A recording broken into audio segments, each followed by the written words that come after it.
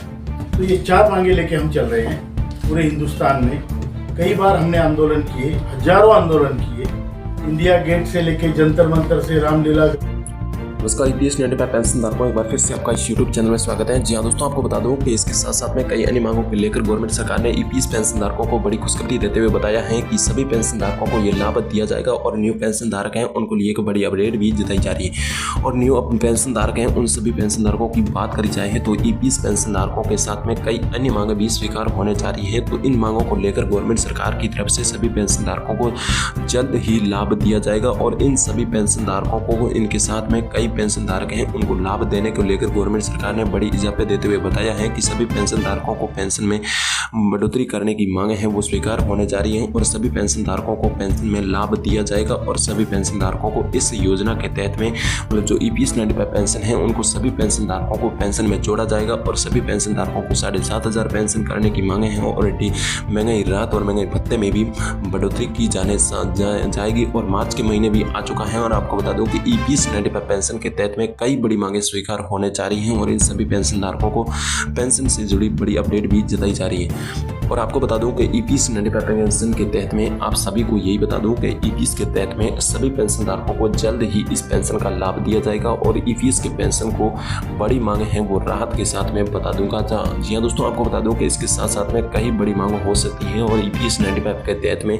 जो बड़ी मांगे हैं वो आपको स्वीकार करने को लेकर गवर्नमेंट सरकार की तरफ से बड़ा इजाफा भी दिया जा रहा है कि जितने भी पेंशन धारक हैं उन पेंशन धारकों को जल्द ही पेंशन बढ़ाने की मांगे हैं वो स्वीकार होने जाएगी और सभी पेंशन धारकों को लाभ भी दिया जाएगा। और ईपीएस 95 पेंशन के तहत में जो बड़ी बड़ी मांगे स्वीकार होने जा रही थी उन बड़ी बड़ी मांगों को लेकर गवर्नमेंट सरकार की तरफ से बड़ा इजाफा भी दिया जा रहा है और सभी पेंशन धारकों को बड़ी इजाफे के साथ में गवर्नमेंट सरकार की तरफ से बड़ा इजाफा मिलने जा रहा है और इन सभी पेंशन धारकों को जल्द ही पेंशन के लाभ भी दिया जाएगा। और न्यू पेंशनर हैं उनकी भी बात कर लेकर जो न्यू पेंशनर हैं उनको लेकर बात बड़ी बड़ी अपडेट बताई जा रही है कि गवर्नमेंट सरकार की तरफ से इन सभी पेंशन धारकों को पेंशन में पहले जोड़ दिया जाएगा और फिर से सभी पेंशन धारकों को पेंशन भी दिला जाएगी और उनको भी और सभी पुराने पेंशन धारकों को और न्यू पेंशन धारकों को भी पेंशन दी जाएगी और पेंशन 7,500 पेंशन से मासिक दी जाएगी। और उन 7,500 पेंशन के साथ में बड़े दायरे ये हैं कि 4% डीए भी बढ़ोतरी के साथ में दिया जाएगा और डीए के साथ में कई महत्वपूर्ण जानकारी ये है कि डीए भी दिया जाएगा और डीए के साथ में महंगाई भत्ता और महंगाई राहत भी दिया जाएगा और उसके साथ में जो पेंशनर हैं महंगाई राहत है वो 3% बढ़ोतरी को लेकर गवर्नमेंट सरकार ने बड़ा इजाफा दिया है कि 27% से बढ़कर 30% भी हो चुका है और उसको लेकर भी इस मार्च के महीने में सभी पेंशनरों को होली के ऊपर तोहफा भी दिया जा सकता है। और सभी पेंशन धारकों को यही बता दें कि सभी पेंशन धारक हैं उन सभी को यही बता दूं कि ईपीएस पेंशन धारक हैं उन सभी को रिलेटेड में बात करें तो ईपीएस पेंशन के रिलेटेड में तो मंजूरी भी मिल सकने वाली 7,500 की मांगे को स्वीकार होने जा रही है। और सभी पेंशनरों से यही बता दें कि आपको जितने भी इस पेंशन के प्लान में जो दायरे दिए जा रहे हैं उन पेंशन के दायरे में बात कर लेते हैं। तो आपको बता दूं कि इसको तहत में तो आपको बता दूं कि ईपीएस कर्मचारी पेंशन योजना के तहत में इस पेंशन के प्रकार अपन बता सकते हैं कि ईपीएस 95 पेंशन की योजना के तहत में विभिन्न प्रकार की पेंशन है जैसे विधवा, बच्चों और अनाथों और पेंशन योजना परिवारों के सदस्यों को समर्थन भी दे सकते हैं। इसके साथ साथ में अन्य मांगों की बात करें कि ईपीएस के तहत में अपनी पेंशन की गणना कैसे की जाती है उनको लेकर बात करते हैं कि पीएफ में पेंशन की राशि के सदस्य को पेंशन योग्य वेतन और पेंशन योग्य सेवा पर निर्भर करती है और इसके लिए एक फॉर्मूला भी है सदस्य की मासिक पेंशन और पेंशन योग्य वेतन इंटू पेंशन योग्य सेवा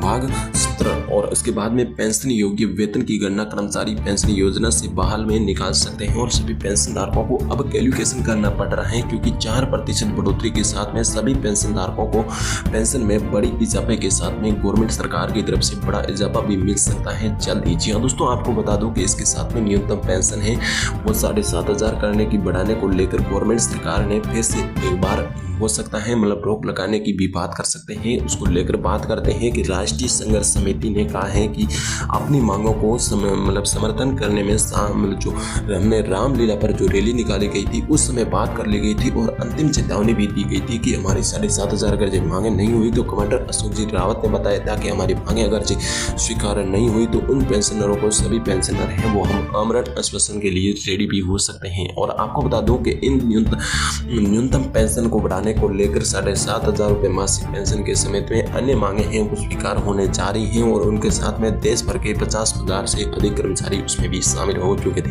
जी हाँ दोस्तों, बात करते हैं कि कर्मचारी भविष्य निधि संगठन यानी EPS 95 पेंशन की बात करें तो EPFO है उनकी EPS 95 पेंशन योजना के दायरे में आने वाले सभी कर्मचारी और पेंशन भोगियों की न्यूनतम पेंशन 7,500 रुपये मासिक किए जाने के समेत में अन्य मांगों को लेकर गवर्नमेंट सरकार की तरफ से पेंशन भोगी जो EPS 95 पेंशन के तहत में संघर्ष समिति गवर्नमेंट सरकार की तरफ से बड़ी मांगे भी हो सकती हैं स्वीकार। और जल्दी आपको बता दूं कि EPS 95 पेंशन के कर्मचारी भविष्य निधि संगठन के EPS 95 की योजना के दायरे में जितने भी कर्मचारी आते हैं, जितने भी पेंशन भोगी आते हैं, उनको 7,500 पेंशन की मांगों को स्वीकार होने को लेकर गवर्नमेंट सरकार ने भी बड़ा इजाफा दे दिया गया है। जी हाँ दोस्तों, उसके लेकर बात करते हैं 7,500 पेंशन के रुपये की मासिक करने के योग्य पेंशन भोगियों के पति और पत्नी को मुफ्त में सुविधा मुफ्त में स्वास्थ्य सुविधाजनक के समेत में कई अन्य मांगे हो सकती हैं। और आपको बता दूं कि वर्तमान में कर्मचारी भविष्य पेंशन योजना के दायरे में पेंशन न्यूनतम पेंशन को बढ़ाने को लेकर 1,000 रुपये महीना है। और बयान में आपको इसके अनुसार में इस रैली के बाद में आपको पेंशन भोगी हैं उन सभी पेंशन भोगी में आमरण आश्वासन करेंगे और उनको लेकर अगर जो पेंशन भोगी जितनी भी पेंशन नहीं बढ़ी तो आमरण आश्वासन करने के लिए रेडी हो सकते हैं। और समिति के अध्यक्ष कमांडर अशोक जी रावत ने कहा है कि हम अपनी मांगों के संदर्भ में जो अंतिम रैली निकाली गई थी रामलीला पर उसको लेकर बात करेंगे और ये हमारा अंतिम चेतावनी है, अगर हमारी मांगें स्वीकार नहीं हुई तो आमरण आश्वासन के लिए रेडी भी हो सकते हैं। जी हाँ दोस्तों, बात करते हैं कि पेंशन में सरकार देती है 1.16% का। और हम उसकी बात करते हैं कि आपको अशोक जी रावत ने कहा है कि सभी कर्मचारी पेंशन भोगी किसी भी निर्णय पर पहुंचने तक कमांडर अशोक जी रावत और माता सचिव वीरेंद्र सिंह भी राजावत और मुख्य सलाहकार PN पाटिल आश्वासन में शामिल होकर बताया है कि सभी पेंशनधारक हैं उन पेंशन को लाभ दिया जाएगा। और EPS 95 पेंशन के दायरे में बात करें तो तहत में आने वाले सभी पेंशन कर्मचारी के मूल वेतन का 12% हिस्सा है वो भविष्य निधि संगठन में जाता है। और वही नियोक्ताओं की पेंशन योजना के तहत में पेंशन की बात करी जाए तो 12% हिस्से में से 8.33% कर्मचारी पेंशन योजना में आता है। और इसके अलावा पेंशन कोष में सरकार भी 1.16% का योगदान भी करती है। और समिति का कहना है कि 30 साल तक हम काम कर देते हैं और इन सभी पेंशन धारकों को पेंशन नहीं दी जा रही है। और अभी 30 साल का काम करने के बाद में सभी पेंशन धारकों को पेंशन नहीं मिलने के लेकर दायरे में बात करें तो सभी कर्मचारियों के आधारित और पेंशन मद में निरंतर योगदान भी करने के बाद भी कर्मचारी को पेंशन राशि भी दी जाएगी। और इतनी कम राशि मिल जाती है कि पेंशन के कर्मचारी हैं उनके परिजन और उनका गुजारा भी नहीं चल पाता है। जी हाँ दोस्तों, बात करते हैं कि EPS पेंशन को लेकर बड़ा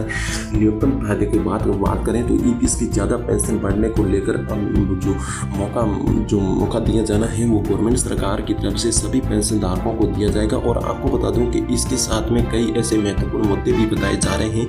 कि अभी पेंशन है वो पेंशन 7,500 करने की मांगे भी हो सकती है स्वीकार। इसके वेतन में EPFO के शेरकुल की बात करी जाए तो सभी पेंशन धारकों की जल्द ही इसकी EPS 95 पेंशन मौजूदा समय में EPS 95 पेंशन के तहत में न्यूनतम पेंशन मासिक पेंशन की बात करें तो 1,000 रुपये है। और EPFO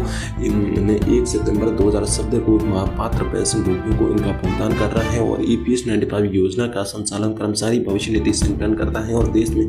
करीब 78 लाख पेंशन भोगी ऐसे हैं जो इस योजना का भी फायदा लेते हैं। जी हाँ दोस्तों, बात करते हैं इसके आगे की तो इसमें EPFO में कितनी पेंशन मिलनी चाहिए तो न्यूनतम पेंशन की रकम है 7,500 रुपये प्रति माह होनी चाहिए। और मतलब ये है कि EPS 95 के तहत में